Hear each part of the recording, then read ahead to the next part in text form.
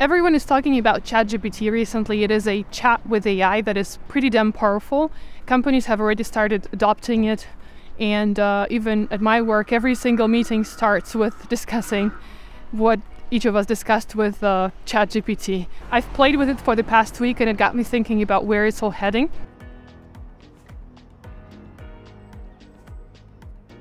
I believe the ultimate point to where it's all heading is AI is going to become a kind of like a basic skill. And as more companies adopt AI across the board, we're going to have to become prompt engineers, meaning that we're going to have to know how to word and craft prompts for AI so that it does what we need it to do. Why do I believe so? Because that has happened in history before.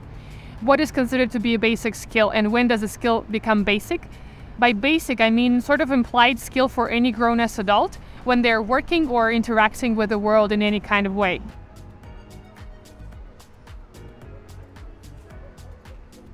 For example, when computers were a new thing, knowing how to use them was a specialized skill, and it wasn't a requirement for everyone to be tech savvy. But now it is a basic skill for every office worker. I mean, nobody's asking you about your typing speed or if you know how to Google. Although for Googling, I think they should have some specific kind of test because not many people actually bother Googling before asking dumb questions. Well, you ain't never Googled it? Think about it. To get a job, you need to be able to sell yourself. That's storytelling and sales skills that you need.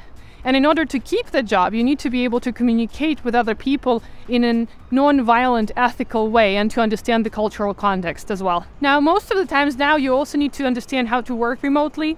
And that means, being disciplined, being able to manage your own priorities and to be very transparent.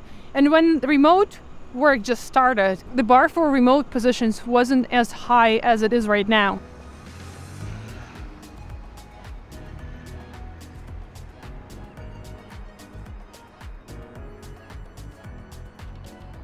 Say you want to do anything outside of work. Any kind of personal project would require social media skills, otherwise you risk creating things only for your mom to appreciate. And that means having, at least copywriting and storytelling skills to write up that product hunt release copy. Oh look, we're catching the sunset right there. It's beautiful, isn't it?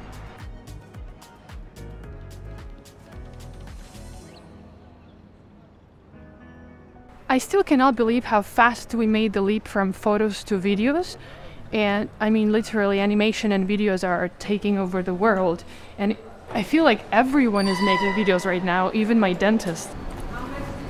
I mean, literally, I came in to do some basic cleaning and I saw how the doctor, she has this camera and a huge ass lens and two soft boxes, which are basically the professional lighting. And then I checked out her Instagram and she is saying that if you are a freelancer or your own boss, you kind of have to stick with documenting and showing off your work. You got to learn to do it because otherwise it's going to be really hard to withstand the competition. And I took it as a final nudge for myself to kind of double down on videos as well.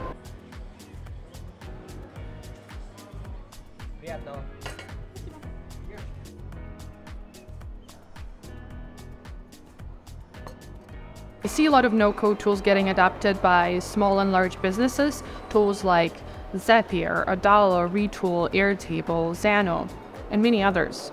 In companies, they're used not only by engineers, but also by non-engineering folks. People like product managers, marketing, customer support, designers. They're using them to automate their processes and integrate tools with one another. If you're not aware about these tools, I highly recommend you check them out because you're going to be like a tech whiz if you find ways to make use of them in your own work.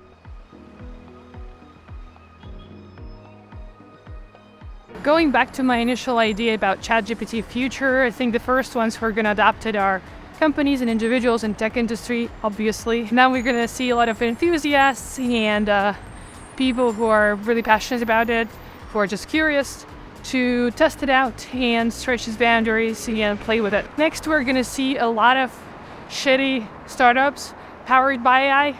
Zapier just announced that they added an integration with OpenAI.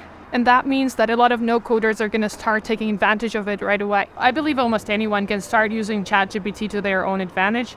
Just like something that comes to my mind instantly is basic copywriting, job postings, basic code review, basic feature requirements, drafting for marketing copy. You can use ChatGPT to do basic brainstorming for ideas, as well as drafting basic outlines and checklists.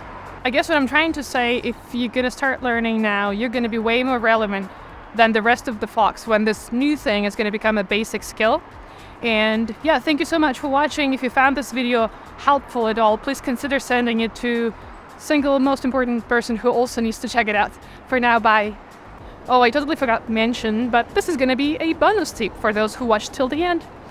I don't remember the guy's name, but actually there's a guide for DALL-E created by like a user community member, and it's so detailed, like it explains every single detail that you need to take into consideration when you're crafting a prompt for an image AI. DALL-E is an image AI that creates images out of text prompts, and I was like blown away when I figured out like you can go as deep as the paint kind and the style and the paper kind if you're talking about painting. Check it out and let me know what you think. I believe like that's really, really helpful in order to understand how to actually craft those prompts. Yeah.